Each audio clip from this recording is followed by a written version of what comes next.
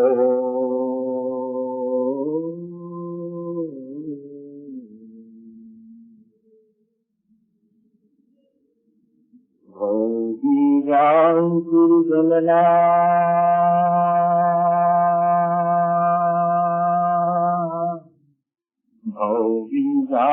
गुरुजनना रागाद्याक्षयमुपागतायस्य ब्रह्मा वा विष्णुर्वा हरोजिनो वा नमस्तस्मै। जो विद्यादिसागर सुधी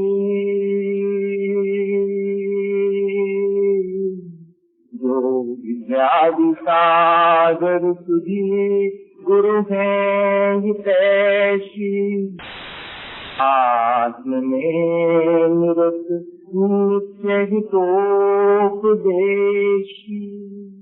ये पाप ग्रीष्म ऋतु में जल गए सयानी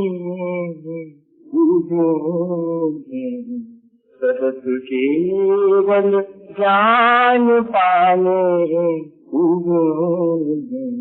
सतत केवल ज्ञान पाने। बोले भगवान महावीर स्वामी की, आचार्य कुंद कुंद स्वामी की, आचार्य गुरु विद्यासागर मुनि महाराज।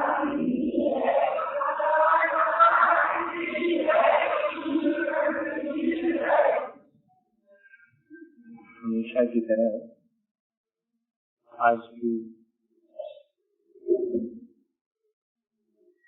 हमें अपने जीवन के विकास के बारे में कर लेनी है। जीवन में दुख है और सबके जीवन में दुख है। किसी को कम है, किसी को ज्यादा है, पर ये दुख हमारी नियति है, ऐसा हमने भ्रमवश मान लिया। और दूसरी चीज ये हम लोगों के साथ हुई है कि दुख के हम इतने आदी हो गए हैं कि हमें उससे छूटने के लिए कोई उपाय करना भी ठीक मालूम नहीं पड़ता।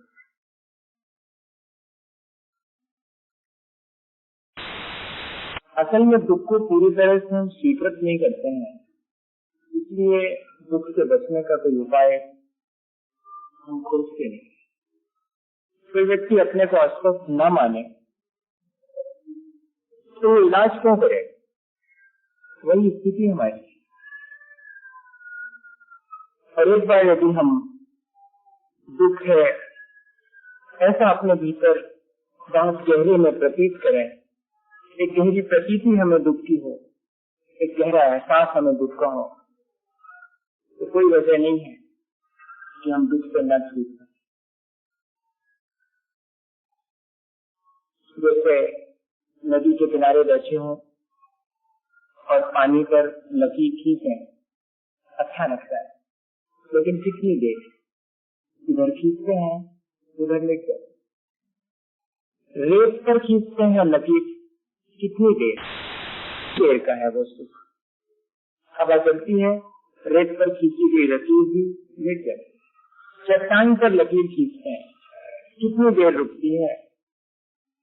एक आध जीवन शायद देखते देखते हमारे वो भी नष्ट हो जाती है। हाथ क्या आता है? कुछ नहीं। इसके बावजूद भी लगता है कि मैं कुछ ऐसा करूंगा जिससे कि इन सब चीजों से मुझे सुख मिले। मुझे दुख है, लेकिन मुझे इन चीजों में से सुख निकाल लूंगा, ऐसा जो भ्रम है वो और अधिक मुझे दुख में डालता है। ये बात अपन को समझ में नहीं। इसलिए सबसे बड़ी सच्चाई अगर कुछ जानने योग्य है तो वो ये है, जानने योग्य बात है तो वो ये कि मुझे दुख है ऐसा एहसास होना, और बहुत बाहरी नहीं, बहुत भीतरी बहुत डीप ये कि मुझे दुख है और इस संसार में क्या सुख मिल सकता है, लेकिन यहाँ सिर्फ दुख ही मिलता है। और दुख मेरी नियति है क्या? अगर दुख मेरी नियति है, मेरी मजबूरी है, तब तो फिर मुझे और ज्यादा उसके बारे में कुछ सोचनी नहीं। तो हम पाएंगे कि दुख हमारी मजबूरी नहीं है, दुख हमारी नियति भी नहीं है, दुख हमारा स्वभाव भी नहीं है, वो हमारी अपनी कमजोरी है। जब तक व्यक्ति को दुख का एहसास नहीं होता, तब तक वो दुख के कारण जानना भी नहीं पसंद है। दूसरी सच्चाई ये है कि अगर दुख है तो दुख का कोई ना कोई कारण भी है। हम दुख का कारण खोजने निकलते हैं और बहुत कहीं बाहर अटक जाते हैं। एक तो हम बाहर ही दुख मानते हैं, अपने भीतर दुख है ये बहुत मुश्किल से मान, और बाहर ही हम कारण खोजते हैं कि दुख का कारण भी कहीं बाहर है, भीतर कहीं दुख का कारण है, ये हम कभी खोजते ही नहीं, कभी सोचते भी। और दुख के अलग अलग बाहर में कारण दिखाई पड़ते हैं, देखने जाओ तो कोई ना कोई कारण तो है। अगर जीवन में दुख है पर हम कभी सोचते नहीं, किसी के सिर में दर्द है तो कोई ना कोई वजह होगी, रात ठीक से नींद नहीं आई होगी या तकिया खिसक गया होगा तो सिर दर्द होगा। इससे ज्यादा और क्या कारण? हम खोज लेते। किसी आपके कम्युनिस्ट से पूछो कि दुख का क्या कारण है संसार में, तो वो कहेगा शोषण है, इक्वल डिवाइडेशन नहीं। किसी कर्म फिलॉसफी पढ़ने वाले से पूछो, वो कोई वही कारण बता देगा कि कर्मों का परिपाक आपके ठीक नहीं है, आपने पहले बुरे कर्म बांधे जिसकी वजह से कि आपको आता की तकलीफ है, आपको दुख। और किसी केमिकल इंजीनियर से पूछो, केमिस्ट से पूछो, वो कहेगा हम केमिकल का डिस्टर्ब, कुछ आपके भीतर केमिकल चेंजेस ठीक नहीं हो रहा है, हार्मोनल डिस्टर्बेंसेस है, इसलिए आपको तकलीफ। आप जितने लोगों से पूछेंगे सब अपने दुख के कारण कोई न कोई बता दें, और हम यही कर रहे हैं। हम अपने से अतिरिक्त कहीं दुख का कारण खोज रहे हैं, और वो दुख के कारण हम छोटे मोटे उपाय करके दूर करने की चेष्टा करते हैं। पर दुख का कहीं कोई भीतरी कारण है, वो मेरा अपना ही एटीट्यूड है, वो मेरा अपना ही विचार है, मेरा अपना ही सोच है, इस तरफ हमारा ध्यान कभी नहीं।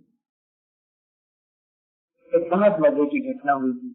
एक बार एक पिता बहुत परेशान था अपने बेटे से कि वो उसकी बात नहीं मानता। उसने अपने मित्र से कहा कि जरा तुम समझाना मेरे बेटे को, वो मेरी बात ही नहीं सुनता, मैं वो उससे ठीक उल्टे ही चलता। अब तो मैंने कहना भी छोड़ दिया, पर तुम थोड़ा उसे समझाओ, शायद तुम्हारी बात माने और शायद रास्ते पर आ जाए। तो पिता के मित्र ने उस बेटे से कहा कि देखो, पिता कितने दुखी रहते हैं और उनको कौन सा सुख मिला है जिंदगी में, और एक तुम उनको और अधिक दुख में डालते हो। जरा उनकी बात मान लिया करें, इतनी सी जिंदगी है, फिर उसके बाद तो तुम्हें ही सब कुछ करना। बेटे को बात तो समझ में आती थी, उसने कहा कि अंकल मैं ऐसी सब बात मानता, लेकिन क्या कहें, उनको तो सुखी होने नहीं है, उनको तो कहीं ना कहीं से दुख निकाल लेना है, तो निकाल लेते हैं। तो उसने कहा कि आखिर ऐसी क्या बात है, तुमने कभी प्रयास किया? बोले हम कई बार प्रयास करे थे, देखते थे। एक बार क्या हुआ कि हमने नए तो बढ़िया कपड़े थे, हम वो पहन के निकले। अब नए कपड़े बने हैं तो पहनने के लिए तो बने ही थे, तो हमने पहन लिए और पहन करके निकले, दुकान के सामने से निकले तो बस पिता चिल्ला पड़े, बोले बन के देर नहीं है, अच्छे कपड़े बने हैं और अगर आपको कुछ सूझते नहीं है आप मिटा देंगे सब कपड़े। तो हमको बहुत मुश्किल हुई कि पिता ने हमको अच्छे कपड़े बनवाए थे तो पहनने के लिए बनवाए होंगे, और अब कह रहे हैं कि सब मिटाओ कपड़े। हम बनवा के परेशान हो जाते कि भैया जो है ऐसे क्या ऐसे मिटा रहे हैं सब। तो हमने सोचा कि ठीक है, अगर पिताजी को कपड़े नए बनवा दिए हैं और अगर पहनने की तकलीफ होती है तो अपने को क्या दिक्कत। तो बोले हमने जो है उतारे एक तरफ रखे और जो पुराने कपड़े थे तो हमने वही पहनना शुरू किए। अब हम जब पुराने कपड़े पहन के और दुकान के सामने से निकले तो बुला के कहा कि साहब जादे जब तक जिंदा है जब तक तो अच्छे पहन लो, लगे आओ ना लोगों में जो पढ़ाने को रहता है पैर भी दो जोड़ी कपड़ा नहीं, तो हमारे समझ में नहीं आता है कि वो चाहते क्या। उनके दुख का कारण हम नहीं समझ पा रहे हैं कि कपड़े अच्छे पहनने से वो सुखी होंगे या कि बुरे पहनने से सुखी होंगे। कहीं अपने भीतर खोजें हम बहुत बाहर खोजते हैं दुख के कारण, बहुत बाहर दुख खोजते हैं। कहीं दुख हमारे भीतर है गहरे में, और उसका कारण भी उतना ही गहरे में हमारे पड़ा, लेकिन हम उसे समझ नहीं पाते। हमारा अपना सोच का दृष्टिकोण, हमारा अपना जो अप्रोच, हमारी समझ जिसको मैं कहूँ, दो ही चीजें तो मैं हमेशा सोचता हूँ जीवन में, एक एटीट्यूड और दूसरा अप्रोच। जिस आदमी का जैसा एटीट्यूड होगा उसकी वैसी अप्रोच होगी, वो उन्हीं चीजों में से सुख निकाल लेगा, उन्हीं चीजों में से दुख निकाल लेगा। सुख और दुख बाहर कहीं नहीं होता, भीतर ही होता। पता नहीं पूरा जीवन भी निकल जाता है, पर न हम दुख की प्रतीति ठीक से कर पाते हैं, न दुख के कारणों को समझ पाते हैं। हम तो बाहर कहीं दुख और बाहर ही कहीं इस संसार में दुख है। अच्छी बात है, तो संसार छोड़ देने से बदल जाएगा। भरत क्षेत्र में है तो ऐरावत में जाने से ठीक हो जाएगा। तो दुख या विदेश क्षेत्र में बड़ी चर्चा करते हैं लोग, जब विदेश क्षेत्र की बड़ा स्वार्थ है विदेश क्षेत्र को लेकर के। भरत क्षेत्र से पता नहीं, क्योंकि उसमें तो बैठी ही है। विदेश क्षेत्र में बहुत स्वार्थ है, विदेश क्षेत्र में तीर्थंकर है। जब यहाँ तीर्थंकर के तो कहाँ तो भैया आप जो यही तीर्थंकर पैदा हुए थे तब सिद्ध नहीं थी। अब विदेश क्षेत्र में तीर्थंकर हमेशा रहते हैं, इसलिए वहां में पैदा हुआ होता, वहां चौथा साल होता तो मैं अपना कल्याण करता। नहीं, यदि हमारा सोच वही है, अगर हमें ऐसे भ्रम है कि जगह बदलने से या कि पर्याय बदल लेने से सुख मिल जाता है, तो पर्याय तो चार ही हैं, उन चारों में सुख नहीं। देव हो चाहे नारकी मनुष्य तिरंज, किसी भी पर्याय में सुख नहीं है, किसी भी स्थान में सुख नहीं है, किसी भी स्थिति में सुख नहीं है। अगर मनोस्थिति ठीक नहीं है तो हर स्थिति हमें दुख का कारण बन सकती है। इतनी छोटी सी बात हम अपने जीवन में नहीं सीख पाते। आज हमें थोड़ा समन बनाना चाहिए इस बात के लिए कि हम देखें हमारे जीवन में दुख है, सचमुच है क्या, या कि मैंने कई दुख झूठे पाल रखे हैं, ऐसा तो नहीं। सचमुच अगर कोई दुख है तो फिर उसका कोई ना कोई कारण है। वो कारण बाहरी है या भीतरी है, इस बात का विचार करना पड़ेगा। बहुत से दुख झूठे दुख है जो कि हमने स्वयं अपने लिए इजाद किए, किसी दूसरे ने तो किए नहीं, हमने अपने लिए अपनी शिक्षा से की। मैं आपको एक घटना बताऊं, बहुत मजेदार थी। ऐसे दुख हम लोग बहुत सारे दुख, इम्पॉसिबल पेन, असंभव दुख, लेकिन हैं असंभव आकांक्षाएं होती है जो कभी जीवन में पूरी नहीं होती। ऐसे हमने बहुत सारे असंभव दुख जो कभी हमारे जीवन में नहीं आने वाले, लेकिन हम चिंता में मारे जाते हैं उन दुखों को जो कि कभी संभव नहीं। और कई बार तो हम अपने हाथ से अपने लिए दुख में डाल लेते। क्या हुआ एक बार, एक व्यक्ति ट्रेन में बैठा और बैठने के साथ जैसी ट्रेन चली उसने रोना शुरू कर दी। एक दादी अम्मा बैठी थी वहीं सामने, तो उसने कहा छोटा है बेचारा, शायद उसका घर परिवार छूट गया होगा इसलिए रोता होगा। चुप हो जाएगा, थोड़ी देर में चुप हो जाएगा। किसको नहीं आता है दुख, किसको नहीं होता वियोग। लेकिन उसने देखा घंटे 2 घंटे 4 घंटे शाम होने को गिराई, अभी भी रोए चले जा रहा। उसके मन में आया कि पूछ लेंगे ऐसी क्या बात।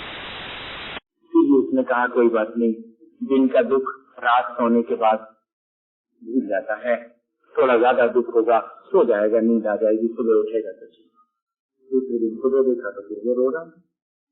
आश्चर्य हुआ उसको कि हमने बहुत लोगों को वियोग में देखा है रोते हुए, लेकिन इस आदमी को तो पहली बार देखा। दूसरे दिन उसने फिर मन बनाया कि इस बेटे से पूछ लेंगे, लेकिन उसे लगा, उसका अनुभव था कि किसी को पूछो अगर दुख के बारे में तो थोड़ी सहानुभूति मिलने पर, और जो अगर दुखी हो जाता है तो हो जाने तो शांत हो जाने तो कितनी देर लगेगी, जो और देर लेते हैं। वो दिन भी निकल गया लेकिन शाम तक वो दुखी रो रहा नहीं है उसके। उसने कहा बेटे कल दोपहर से मैं देखती हूँ तेरे को, तू रो रहा है, मैं समझती हूँ तुझे बहुत वियोग हुआ होगा, रात भी निकल गई, आज पूरा दिन निकल गया। क्या तू मुझे बताना पसंद करेगा कि तेरे को दुख दिखा? दुख बहुत गहरा है, तभी तो इतने 2 दिन हो गए लगातार की रो रहा है। दुख के बिना कभी रो सकता कोई व्यक्ति, लेकिन वजह तो मालूम पड़े कि आखिर क्यों रो रहा है। आखिर शायद हो सकता है कि मैं तुम्हारा दुख दूर कर सकूं। तो उसने कहा कि अम्मा, अगर पूछती हो तो यही दुख है कि 2 दिन हो गए हैं मैं गलत गाड़ी में बैठा हूँ, इसलिए रो रहा। 2 दिन हो गए गलत गाड़ी में बैठा हूँ, इसलिए रो। तो उतर नहीं सकते, जानबूझ करके हम गलत गाड़ी में बैठे हैं और निरंतर रोज चले जा रहे हैं। हमारी स्थिति उससे भी ज्यादा गई बीती है। वो तो ट्रेन से जिस दिन भी उतरना चाहे उतर सकता है, लेकिन हम जिस तरह जी रहे हैं उससे इतनी जल्दी उतर करके झटक करके नीचे नहीं उतरा जा सकता। जितना हम फैलाते चले जाते हैं, समेटने में इतनी ही देर लगेगी। हम भी ऐसे ही गलत गाड़ी बार अपने जीवन को इस तरह जानबूझ करके दुख में डालते हैं और इसके बाद भी नहीं सचेत हो पाते। हमें आज 2 बातें जरूर विचार करनी चाहिए। हमारे जीवन में दुख है, क्या हम इस बात को जानते हैं, या कि हम उस दुख के पीछे भी सुख देखते हैं? अगर हमें दुख के पीछे भी सुख दिखाई पड़ता है, तब तो फिर कभी दुख से बचने का कोई उपाय हम खोज नहीं पाएंगे। जिसे पूरी तरह से दुख दिखाई पड़ता है, जिसे हर चीज संसार में यही दिखाई पड़ती है कि यहाँ सिर्फ दुख मिलने वाला है मुझे, अगर यहाँ सुख भी मिलता है तो उसके पीछे पीछे दुख आने वाला है, ऐसा एहसास जब भीतर होता है। और दुख का कोई कारण बाहर नहीं है, दुख का कारण मुझे बहुत गौर से अपने भीतर ही देखना पड़ेगा। ऐसा दूसरा विचार हमने पिछले दिनों लगातार विचार ही किया है। हमने आपको कभी भी आप ऐसी प्रक्रिया करिएगा तो ऐसा हो जाएगा। आप स्वयं विचार करिएगा।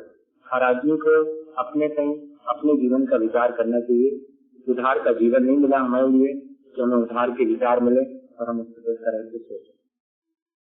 बहुत जरूरी है। हम लोग बहुत बंदी बनाई प्रक्रियाएं पा करके बहुत खुश हो जाते हैं और उन प्रक्रियाओं को दोहरा लेते हैं और सोचते हैं कि हमने अपने जीवन को बहुत अच्छा बना लिया। कुछ प्रक्रियाएं दोहराने से जीवन अच्छा नहीं बनता। जब तक व्यक्ति विचारवान नहीं होता, अपने जीवन को कैसा बनाना है इसके लिए वो चिंतित नहीं होता, तब तक उसके जीवन में कोई मेजर चेंजेस नहीं होते हैं। बहुत छोटे से माइन्यूट चेंजेस, बहुत ऊपर बहुत सतह पर चेंजेस आ जाते हैं, लेकिन अंतरंग में, आत्मा में, चेतना में कहीं कोई ज्यादा परिवर्तन। मैं तो बहुत गौर से देखता हूँ इन सब चीजों को, अपने भीतर भी बहुत गौर से देखता हूँ। जब तक मैं स्वयं अपने जीवन को बदलने का विचार नहीं करूंगा, तब तक कोई कितना भी मुझे बाध्य करके बदलने के लिए, हर व्यक्ति के साथ यही स्थिति। हम सब कुछ बदल लेते हैं, लेकिन भीतर नहीं बदल पाते हैं। भीतर हम वही रहते हैं, वही हमारी कषाय, वही हमारे राग द्वेष, वही हमारे अपने घात प्रतिघात। इसके सिवाय जीवन में मैंने और शायद कोई चीज हासिल की है, मुझे तो नहीं मालूम। तीसरी बात जो कि आज बहुत गौर से समझने की है, वो है कि अगर दुख है, दुख का कारण है, तो दुख से बचने में कभी कोई न कोई उपाय। दुख से बचने का उपाय उसे ही ठीक पूछता है जो दुख के कारण को जानता है। दुख से बचने का उपाय कहीं बाहर से नहीं आता है। दुख के कारण जितने भी हैं, वो जब तक ठीक मालूम नहीं होते हैं, तब तक बचने का उपाय नहीं किया। क्या हुआ, एक बार तो व्यक्ति रास्ते से चला जाता है और उसके चेहरे पर बहुत पीड़ा थी, तो बहुत लोग सलाहकार मिल जाते हैं। डॉक्टर नीयत की कमी नहीं, आप मकान बनाना शुरू करें, ढेर लोग आगे सजेशन देंगे, ऐसा नहीं बनवाइएगा, ऐसा बनवाइएगा, जैसे उनने पीई ना किया हो। हाँ, जैसे कोई इंजीनियर की डिग्री लेके आए, ऐसे खड़े होकर के आपको सलाह देने लगेंगे। आपको अगर थोड़ी सर्दी खांसी हो जाए, ढेर स्पॉन्टेनियस डॉक्टर एकदम सम्मोचन जीत की तरह उत्पन्न हो जाएंगे। आप ऐसा करिएगा, आप ऐसा करिएगा, आप ऐसा करिए, ढेर मिल जाएंगे। ये देश डॉक्टर और इंजीनियर का है, आप आश्चर्य करेंगे इसमें। आप जरा थोड़ा बीमार होइएगा, ढेर लोग आपको दवाई बताने वाले, आपका इलाज करने वाले मिल जाएंगे। तो उसके चेहरे पर दुख था, उसके चेहरे पर दुख देख करके जो है उस व्यक्ति ने कहा कि जनाब पीड़ा में दिखाई पड़ रहा है, कहाँ बहुत पीड़ा, ये नहीं पूछ रही कि कहाँ पीड़ा। सुनो, ऐसी ही जैसी पीड़ा तुम्हें हो रही ऐसी हमें थी, लेकिन जब से हमने अपने टाउनशिप निकलवाए ना एकदम ठीक हो गया। अच्छी बात, एक भी ऐसा व्यक्ति मिला उसने कहा टाउनशिप निकलवा ली, हम इसके बाद भी तकलीफ लिखने वाली हो तब ना। दूसरे दिन फिर वो अपने चले जा रहा रास्ते से, उसके चेहरे पर पीड़ा देख करके, और एक दूसरा व्यक्ति मिला, उसने कहा जनाब लगता है बहुत पीड़ा में है आप। मैंने कहा हाँ बहुत पीड़ा है। बोले हमारे को इतनी पीड़ा थी तुमसे भी ज्यादा, लेकिन वो जब से हमने पूरे दांत निकलवा के अलग करवा दिए एकदम ठीक है, आपको खाने वाने में भी बिल्कुल आराम रहता है। आपके चेहरे को देख के ऐसे ही लग रहा है, आप निकलवा दीजिएगा। मुझे भी उसने सोचा कि ठीक है अगर ऐसी सलाह दे रहे हैं तो निकलवा लो। उसने दांत निकलवा दिए पूरे के पूरे, लेकिन पीड़ा गाय को जाने वाली। अब तीसरे दिन जो है वो चले जाना था रास्ते से, बिल्कुल खुश था, कहीं से उसके चेहरे पर पीड़ा नहीं थी। तो वो पहला वाला आदमी मिला, उसने कहा देखा जनाब हमने कहा था काउंटर निकलवाने से एकदम ठीक हो जाता, आप ठीक नजर आ रहे हैं, 2 मिनट नहीं हुए और वो वाला व्यक्ति आ गया। तो देखा हमने कहा दोनों झूठ, वो तो जूते में कील गलती थी, वो निकलवा ली तो सब ठीक हो गया। न दांत निकलवाने से हुआ और न टांगपीट से। मेरा कारण क्या था, हम उस तरफ ध्यान नहीं देते। हम दुख के उपाय दूसरे से पूछने जाते हैं, दुख से बचने के उपाय। यहाँ कोई दुख से बचने का उपाय नहीं बना पता किसी के लिए। जब तक कि व्यक्ति को दुख का कारण नहीं मालूम है तब तक दुख से बचने के ढेर उपाय। मैं आपको पूजा कह दूं कि 1 घंटे पूजा कर लीजिए आपका दुख मिट जाएगा, 1 घंटे माला फेर लीजिएगा आपका दुख मिट जाएगा, संभव नहीं। जब तक कि दुख की वजह हमारे भीतर छुपी हुई है तब तक दुख का कोई बाह्य कारण अपना लेने के बाद भी दुख से निजात नहीं मिलती। हमें जानना चाहिए, जरूर से विचार करना चाहिए कि वो दुख के कारण तो हमारे भीतर ही छुपे हुए हैं। बाह्य जितने भी कारण है वो भीतरी कारण को हटाने के लिए है। मजा ये है हम लोगों के साथ बड़े मजे से अपना लेते हैं, लेकिन भीतर का दुख का कारण जो का तो मेंटेन करते चले जाते हैं। मेंटेन शब्द है, दुख के सारे उपाय मैं करता जाऊं और कोई मुझे बाहर से दुख से बचने के उपाय बताए तो मैं बड़े आसानी से उन दुख से बचने के उपाय को भी स्वीकार कर लेता हूँ। हाँ बहुत अच्छा बताया आपने। अशांति के उपाय हम स्वयं करते जाएं और दूसरे से शांति के उपाय पूछते जाएं, कभी हमारे जीवन में शांति मिलेगी? मेरे ख्याल से तो कभी नहीं मिलेगी। आपको अगर कहीं मिलती हो कि अशांति के उपाय कुछ करते जाएं और शांति के उपाय जान करके और बाहर थोड़ा सा प्रयास करें तो क्या हमारे जीवन में से अशांति मिट जाएगी, शांति आ जाएगी? मेरे ख्याल से कभी नहीं आने वाली। दृष्टिकोण हमारा बदलना चाहिए। तो दृष्टिकोण बदलने के लिए गहरे में कहीं बाहर श्रद्धा होनी चाहिए और श्रद्धा के लिए भीतर में अहंकार हटना चाहिए। आप गौर से देखेंगे, व्यक्ति जानता है कि वो दुख में है लेकिन अपने ही दुख को स्वीकार नहीं करना चाहता, उसका अपना अहंकार। वो जानता है कि मेरे दुख का कारण क्या है लेकिन उसका अहंकार कि वो अपने दुख के कारण को भी नहीं जानना चाहता, न दूसरे को बताना चाहता। और दुख से बचने का उपाय भी अगर करता है तो अपने अहंकार वश बाहर दुख से बचने का उपाय कर लेता है, भीतर धक्का भी नहीं पहुंचने देता। बहुत गौर से सोचना आप इन सब चीजों को। मैं तो यहाँ से उठ करके जाऊंगा और आज शाम इसी बात को बहुत गौर से सोचूंगा, क्योंकि मैंने अभी 2 घंटे पहले सामायिक के दौरान ये बात सोची और आपको अभी के अभी मैं कह दे रहा हूँ और आपको भी बहुत गौर से इन चीजों को सोचना। हमारे दुख हैं लेकिन हम कभी स्वीकार कर पाए? क्यों नहीं स्वीकार करते दूसरे के सामने कि मैं दुखी हूँ? मेरा अहंकार कैसे कह दूं कि मैं दुखी हूँ? मैं तो सुखी हूँ। लोगों को मालूम नहीं पड़ना चाहिए कि मैं दुखी हूँ। मैं हंसूंगा नहीं लेकिन मैं अपने दुख को प्रकट भी नहीं करूंगा। इस तरह का कंट्राडिक्शन हमारे भीतर बहुत है। हम दुख के कारणों को जानते हैं लेकिन दूसरे कारणों को हम इग्नोर करते हैं, जानबूझकर इग्नोर करते हैं। हमारा ईगो, वहां पर भी हमारा अहंकार ही आता है। हम दुख के उपाय करते हैं, बचने के उपाय करते हैं, पूजा करते हैं, लेकिन क्यों? मुझे लोग अच्छा समझेंगे कि ये पूजा करते हैं। मैं व्रत नियम संयम का पालन करता हूँ, लोग मुझे बहुत उल्टा मानेंगे, इसलिए व्रत नियम संयम का। मेरे जीवन में से दुख निकल जाएंगे इसलिए मुझे ये उपाय करना, ऐसा सोच बहुत थोड़े लोगों का होता है।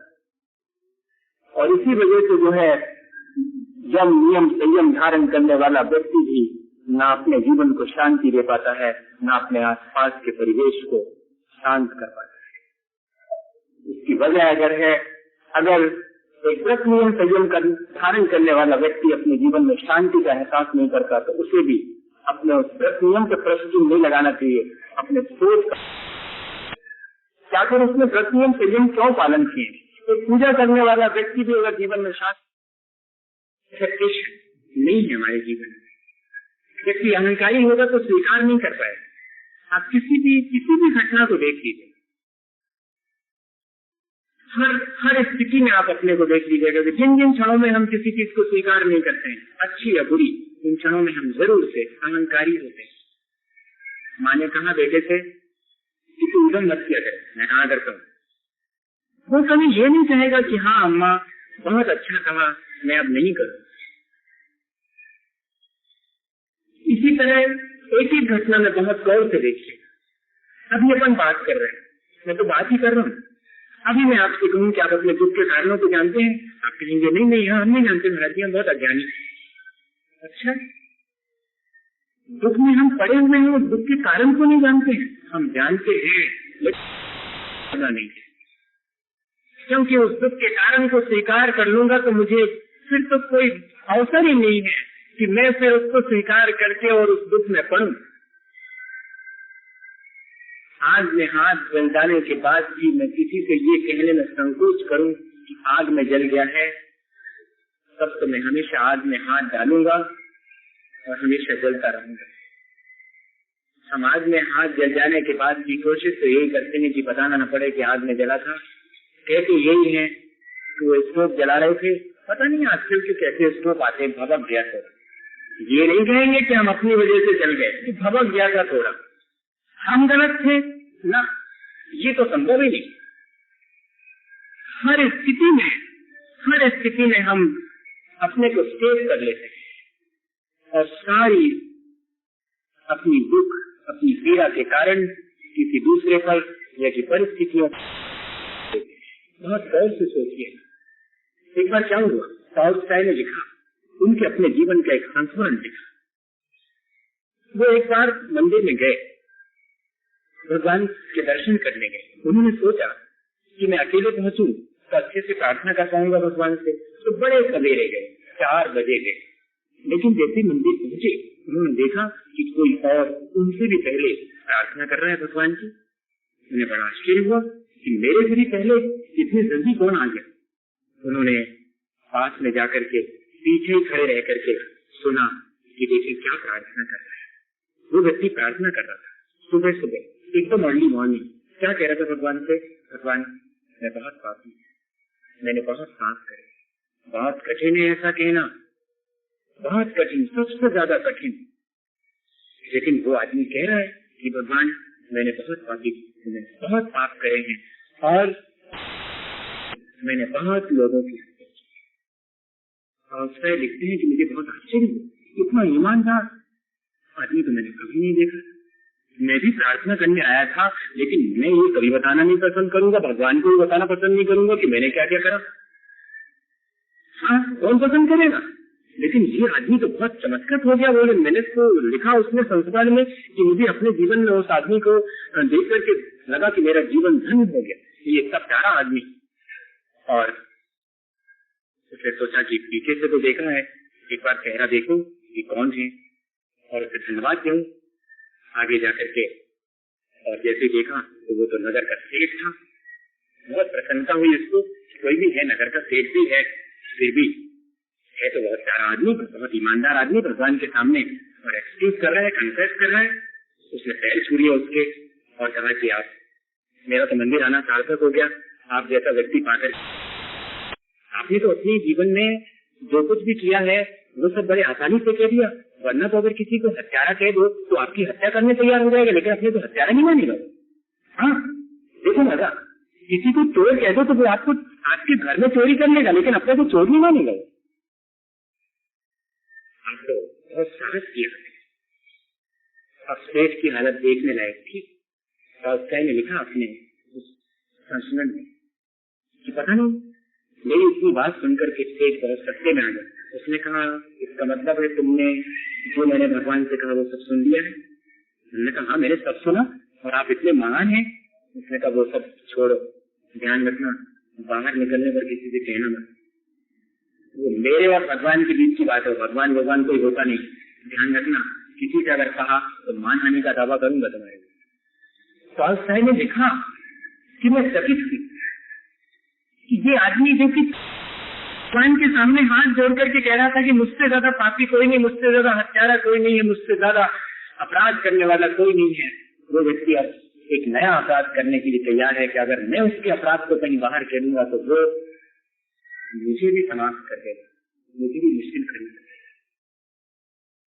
तब टॉलस्टॉय ने लिखा कि जो व्यक्ति संसार के सामने अपना अपराध नहीं स्वीकार कर पाता, संसार के सामने सच्चा नहीं बनता, वो भगवान के सामने क्या सच्चा हो सकेगा। भगवान के सामने हम कितनी सच्चे बने रहे, लेकिन संसार के सामने अगर हम झूठे हैं तब तो फिर हम कभी सच्चे नहीं हो सकते।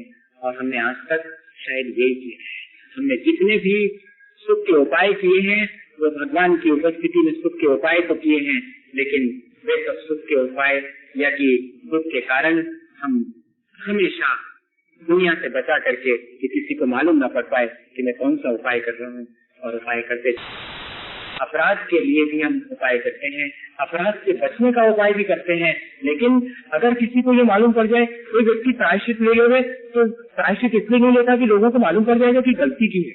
हाँ, काय का प्रायश्चित दिया आपने, इसका मतलब आपने गलती की होगी। कई एक व्यक्ति कहने लगे कि महाराज मैं आपके सामने सत्य का त्याग नहीं करूंगा, नहीं तो लोग समझेंगे करते थे मतलब अभी तक। हाँ बोले आप अगर सत्य का त्याग दिलवाते हैं तो मैं सामने नहीं रहूंगा लोगों के सत्य का त्याग, नहीं तो कल के दिन हल्ला बचेगा कि देखो आज छोड़ो है उनने हमें क्या करते। अब भले ही हमने जिंदगी में नहीं किया, लेकिन आपके सामने अगर छोड़ेंगे तो बच्चे नहीं हो। इतना व्यक्ति सुख के उपाय करने से भी डरता है, व्यक्ति दुख के कारणों को निर्मित करने से भी नहीं डरता, लेकिन सुख का उपाय करने से डरता है। हमारे जीवन में दुख से बचने के उपाय भी हम सबके सामने नहीं कर पाते, क्योंकि हमें लगता है कि लोगों को मालूम पड़ जाएगा कि हम दुखी हैं, इसलिए हम दुख से बचने का उपाय भी नहीं बताना चाहते। और आखिरी बात और आपसे कह दूं और बात पूरी हो जाएगी, कोई एक स्थिति है सुख की। 4 ही बातें जीवन में सच हैं कि कोई दुख है, कोई दुख का कारण है, दुख से बचने का कोई ना कोई उपाय है, और सुख की अवस्था भी है। काश हमें वो सुख की अवस्था का थोड़ा सा भी एहसास होता तो हम समझते कि दुख क्या है और दुख के कारण और दुख से बचने का उपाय क्या है। असल में हम ऐसे काल में, मैं काल को फिर दोष दूं, यही तो हम लोगों के साथ मजा है। काल को दोष देकर के हम अपने को निर्दोष साबित करना चाहते हैं, पर क्या करें, कहना तो पड़ेगा कि हम इतने अयोग्य हैं कि ऐसे काल में पैदा हुए हैं जहाँ हम साक्षात सुख से युक्त आत्माओं के दर्शन भी नहीं कर पाते हैं, उनसे हम वंचित हैं। परंतु भगवान जिस अनंत सुख का अनुभव करते हैं, हमें वो सुख यहाँ कहीं दिखाई ही नहीं पड़ता। हमें तो छोटे छोटे से भौतिक सुख दिखाई पड़ते हैं, और उन्हीं भौतिक सुखों को देख करके मैं सोचता हूँ कि हाँ ये जो सुख है, अरे नहीं ये वाला सुख, ये तो इससे ज्यादा बेहतर सुख है, ये मुझे मिल जाता। फिर थोड़ी देर के बाद कोई और चीज दिखती है तो लगता है कि नहीं इसमें ज्यादा सुख है। ऐसे करके हम छोटे छोटे सुखों के उपाय करते हैं। भूख लगती है तो भोजन करने का उपाय करते हैं कि सुख मिल जाएगा। अगर कपड़े अच्छे नहीं हैं तो पूरी जिंदगी का अच्छे कपड़े बनवाने के लिए उपाय करते हैं, और अच्छे कपड़े मिल जाते हैं तो लगता है कि सुखी हो गए। अच्छा मकान मिल जाता है तो लगता है सुखी हो गए। छोटे छोटे सुख के उपाय करते, क्योंकि हम जानते नहीं है कि सुख एक्चुअली है। हमें तो अपने भौतिक सुखों का ही एहसास है, और उन भौतिक सुखों पे ही हम उपाय करते रहते हैं। कोशिश करिएगा उस अनंत सुख को भी समझने की कोशिश हम सबको करनी पड़ेगी। वो सुख कैसा होता होगा, इस सुख जैसा तो नहीं है। वो सुख ऐसा है जिसके पीछे कहीं कोई दुख नहीं है, वो सुख शाश्वत है। कभी लगातार जीवन में सुख मिला हो तो हो सकता है कि थोड़ा एहसास हो, जिसके जीवन में कभी दुख ही ना आया हो वो समझ सकता है कि वास्तव में सुख क्या होता है। मैं उल्टी बात तो नहीं कह रही, मुझे कहें कि सुख को वो समझता है जिसके जीवन में कभी दुख आया हो, वही समझ सकता है कि सुख क्या होता है। असल में ये जो संसार का सुख दुख है, वो तो जितना गहरा दुख होगा उतना ही गहरा सुख मालूम पड़ेगा, लेकिन वो मोक्ष का सुख वो है कि एक बार आता है तो हमेशा बना रहता है, उसके पीछे कहीं कोई दुख नहीं है। वो सुख क्या यहाँ मिल सकता है? वो सुख हमको यहाँ भी मिल सकता है, लेकिन इस संसार के सुख को थोड़ी देर के लिए छोड़ना पड़ेगा। बहुत आसान नहीं है वो सुख पाना, संसार के सुख छोड़ना पड़ेगा।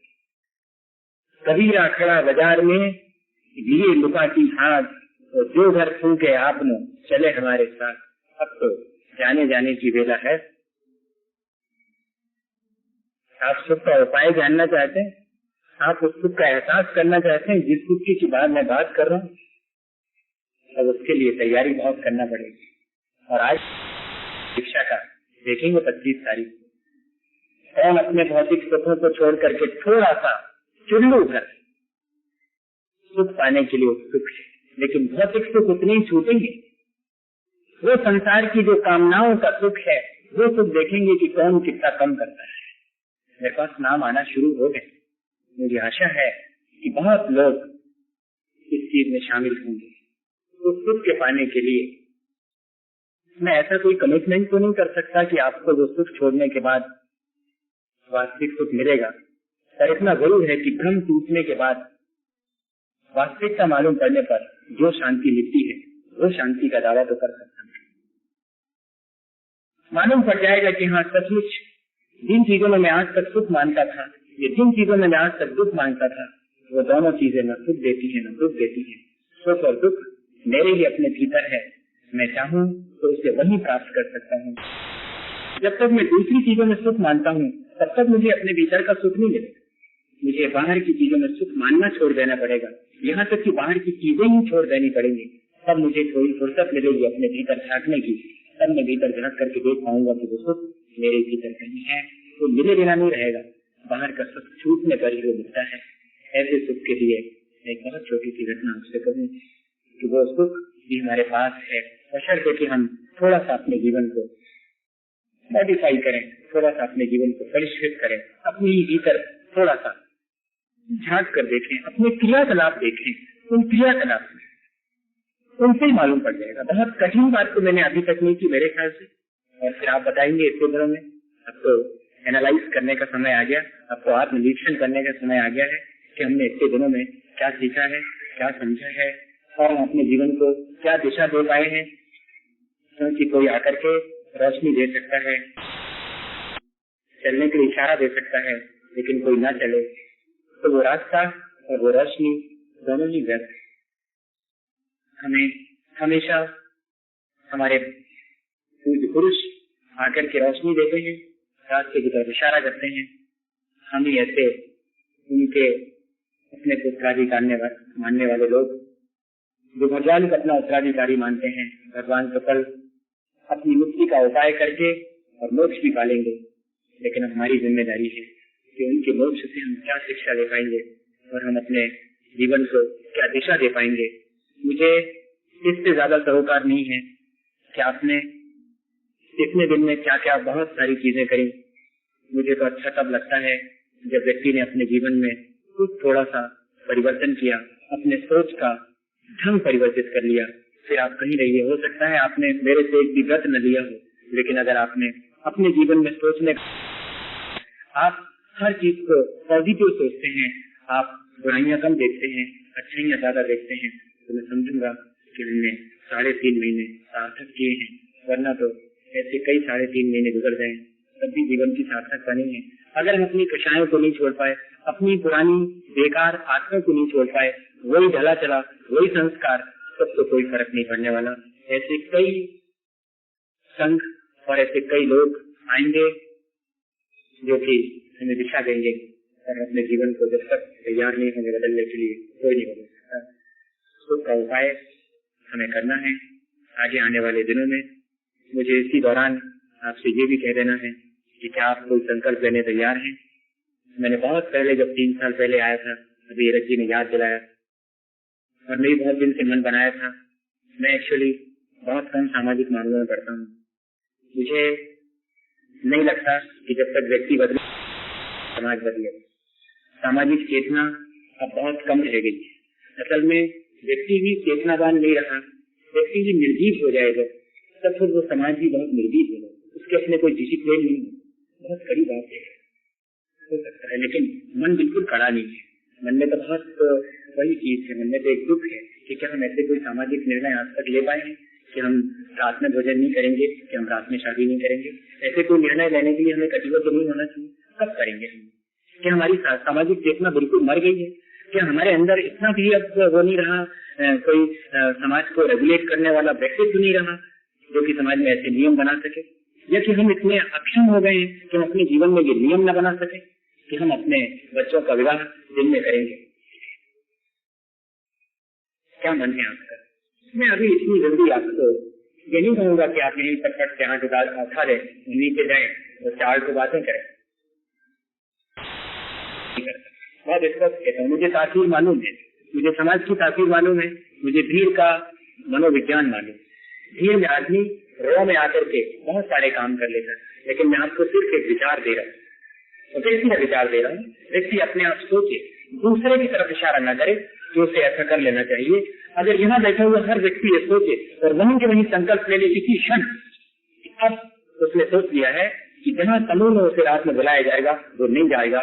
कौन जाता है कौन नहीं जाता है, समाज के किस व्यक्ति ने माना या नहीं माना, वो उसकी अपनी जिम्मेदारी, वो उसकी अपनी मस्ती, वो उसकी अपनी मौत। जिसे जाना है वो जाए। मुझे अगर कोई रात में खाने के लिए बुलाएगा मैं नहीं जाऊंगा।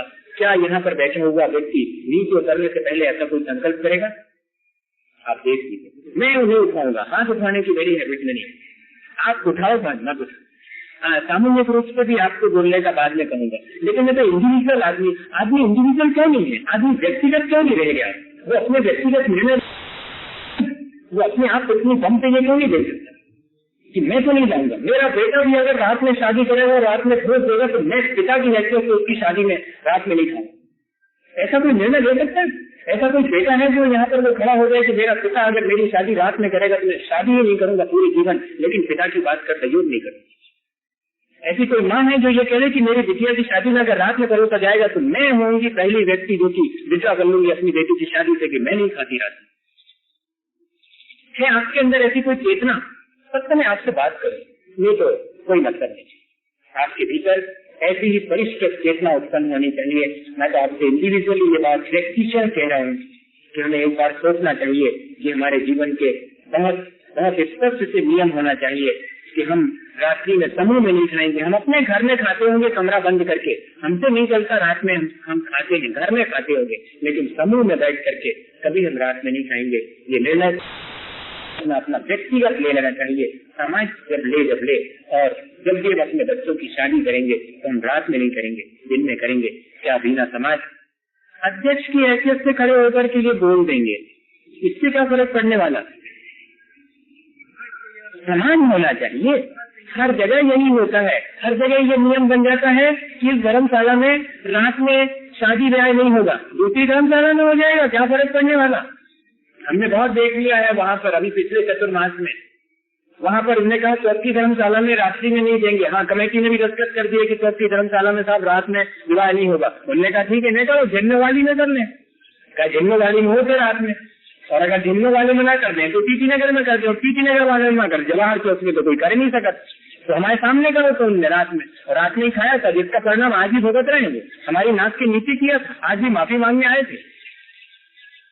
तो हमारे जीवन में बहुत मुश्किल खड़ी हो गई है। आपने क्या किया? मैंने कोई बैड विशेष भी नहीं देखी, लेकिन परिणाम हमारे सामने। हम संकल्पित होने के लिए अगर तैयार हैं तो कोई संकल्प बनता है। इन 2 नियमों को अपने जीवन में लागू करिएगा। आने वाले समय में मैं वो कहानी तो भूलिएगा, वो जो आपको सुनाने वाला था, ये होता नहीं, ये वाले काम में गड़बड़ ही मेरा पूरा जो है चेंज ही हो जाता है। मैं जो कह रहा था विचार, फिर ये छोटी छोटी चीजें, इसलिए खैर फिर भी ये चीज बीच में आ गई है, तो इस चीज को भी मेरा कहने का फर्ज था, क्योंकि पूरा समय हो गया। अब इसके बाद अपन बैठेंगे तो, लेकिन क्या इस तरह विचार कर पाएंगे? अब तो छोटी छोटी चीजों के लिए जितना अपन ने विचार किया है, अब आगे के समय में कितना कर पाएंगे, कैसा कर पाएंगे? अब तो बड़ी अनसर्टेनिटी है, अनिश्चितता ही है, और अनिश्चितता भी अच्छी है। मैं अभी जा नहीं रहा हूँ, आप ऐसे किसी धोखे मत रहना कि मैं जा ही रहा हूँ, एकदम नहीं। अभी तो हूँ मैं, अभी 20 तारीख को अपन आराम से पूरा 3.5 महीने का आनंद लेंगे कि हमने कितने ठाट वाट के साथ मेरा और अपना संपन्न किया है, समापन का आनंद तो लेंगे। उसके बाद फिर उसके बाद तो अभी पीछे परिवर्तन है, वो भी करना है। और आप रथ यात्रा भी करने वाले हैं, और रथ यात्रा ऐसी करेंगे कि 2-4 इंद्रजानी खड़े कर देंगे, और फिर मेरे को मत मुझे कह दीजिएगा पहले ही, तो मैं अपना हिसाब देखूं, क्योंकि आपने बना नहीं है।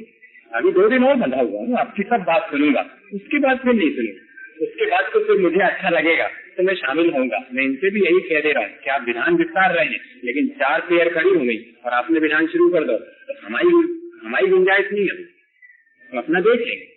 हाँ, बहुत स्पष्ट। अगर आपके अंदर ऐसी जागृति है कि हाँ एक साथ 100, 200 और 500 लोग एक साथ बैठ करके धर्म ध्यान और पूरे ठाट बाट, क्योंकि पंचचरण का वो जो समूचरण 5 दिन का होता, कोई 25-50 दिन का नहीं होता कि आदमी अपनी दुकान न छोड़ सके, कोई बहुत बड़ी चीज नहीं है।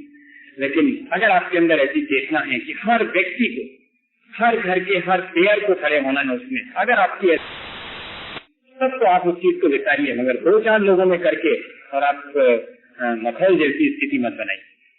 हाँ, कि आपने 4 लोग खड़े हो गए और हाँ, मैं वो नहीं पसंद करूंगा, मेरे पास और बहुत सारे उपाय हैं, मैं पहले से बता दिया आपको, मैं उसमें शामिल होऊंगा, तभी शामिल होऊंगा जब आपके नाम मुझे मालूम पड़ जाएंगे कि हाँ हर घर पे हर व्यक्ति जो है, हर घर पे एक नहीं है, घर के पीछे एक नहीं, हर व्यक्ति जो है खड़े होने के लिए, और ये भी नहीं पूछ रहा है कि कितने पैसे। हाँ, मुझे मालूम पड़ा कि पूछ रहे थे कि कितने बना रहे, फ्री बना रहे, बोलो। ये लोग बोलते ही नहीं, ऐसा बोलते ही नहीं कभी कि फ्री बना रहे, बोलो आपको बनना है कि नहीं बनना। मैंने हर चीज तो फ्री बना रहे तो 200 बना लो। जो बच्चों जैसा हिसाब है, एक बच्चा जो है वो पूछने निकला, उससे चलने का उनका कितने की दे रहे, तो कहने बेटे तुम देखो फ्री में ले लो, चलने तो 2 दे। ऐसा करना है क्या? तो ऐसा पूछ रहे थे वो कि कितने बना रहे आप, अगर सस्ते बना रहे हो तो 2 जने बन जाए। नहीं भाई, ये 3.5 महीने की ये चेतना नहीं है। चेतना तो वो है जो ये कहती है कि मुझे धर्म ध्यान करना है, आप उपाय कर रहे हैं, मैं तैयार। धर्म ध्यान का कोई अवसर दे और हम धर्म ध्यान से चूक जाएं, इससे ज्यादा हमारी क्या स्थिति हो सकती है। कोई अगर हमें विधान के लिए अवसर दे रहा है तो हमारा फर्ज है कि हम उस अवसर का लाभ लें और अधिक से अधिक उस अवसर में शामिल हों। इस तरह की कोई चेतना, ये बहुत सारी बातें हुई आपकी। मेरी मुख्य बात तो रह गई कि मुझे उस सुख की बात करनी है जो सुख अभी तक हमने नहीं पाया है। अब तो समय का बहुत सारा उल्लंघन हुआ है, आज 4 बजे छोड़ देना था 4:30 बजे, लेकिन अब तो आप कुछ भी कहो तो कोई ज्यादा फर्क नहीं पड़ने वाला। अब आप नाराज भी होंगे तो मेरा क्या करेंगे आज, अब मेरा टाइम तो पूरा ही हो गया। अब आज डिसिप्लिन तोड़ने का मजा आ रहा है, ऐसा लग रहा है मुझे। अरे क्या तो बजा दिया। तो एक छोटी सी कहानी सुनाता हूँ। क्या हुआ, एक राजा था, उसका एक वजीर मंत्री था। तो राजा किसी वजह से नाराज हो गया। राजा लोगों के साथ बड़ा मुश्किल होता है, उनको अगर सनक वनक आ जाए तो वो अपने मंत्री से भी नाराज हो जाए, जिससे कि पूरा राज्य चलता है। तो राजा नाराज हो गया, लेकिन मंत्री से कुछ कहा नहीं, उसको कोई पनिशमेंट नहीं दिया।